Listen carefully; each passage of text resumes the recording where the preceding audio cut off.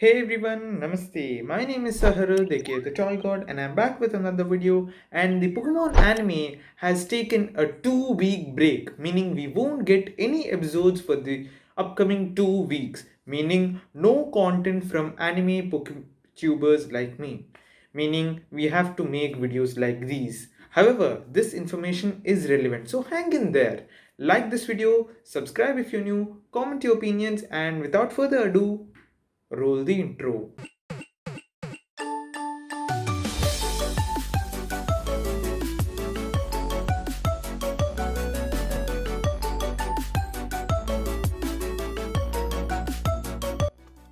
So every time when an anime takes a break in the middle of the series, the frequent question is always why the break? Especially when it comes to Pokemon. If you're lazy to watch the whole video, here's a short answer. Animating is a tough job and hence the breaks. However, if you decide on listening to the whole video, here is an in detail answer. I know why Pokemon in specific takes the breaks. My uncle, well, a distant relative who in relation is my uncle, worked at OLM. OLM is the animation team for Pokemon. For privacy reasons, he chose not to reveal his name or present employment, but he was one of the animators in the show.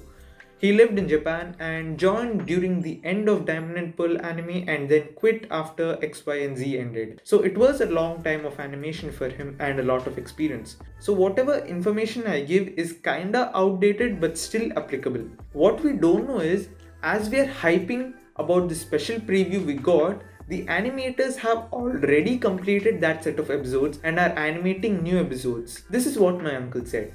And here's what I mean. Suppose in 2021 we got to see 50 to 60 episodes before the break, but these episodes were animated when the anime was already airing episode 46 or The Darkest Day arc. They later take a break and start animating for episodes 61 to 70.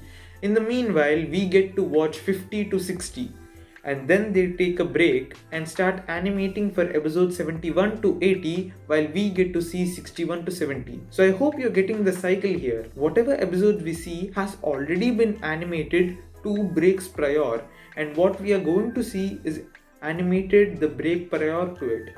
I know it's confusing, but I think this cycle can help you understand how the Pokemon anime works and how the airing system and the Pokemon animating system work. When I mean animating, I mean the basic episode will be completed.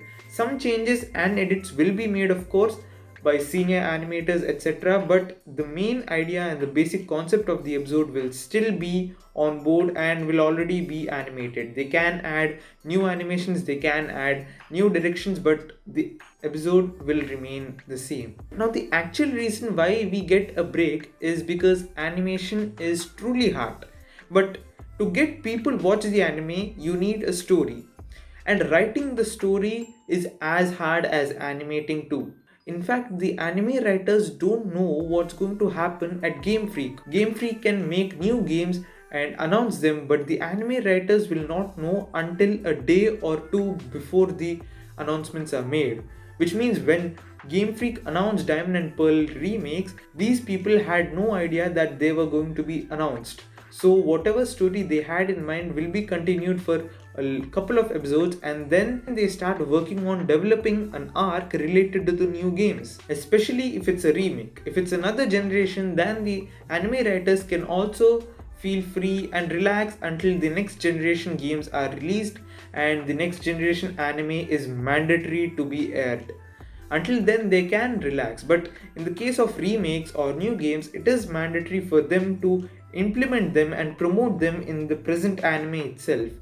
So, when Brilliant Diamond and Shining Pearl were announced, I think the anime writers at OLM must have also been shocked, and they are still trying to think of ideas to integrate the remakes into the anime. As per what I know, the anime team also analyzes the pulse of the audience, mainly the audience in Japan, but they also read Twitter. I know this comes as a shocker to you, but they also read what's happening on Twitter.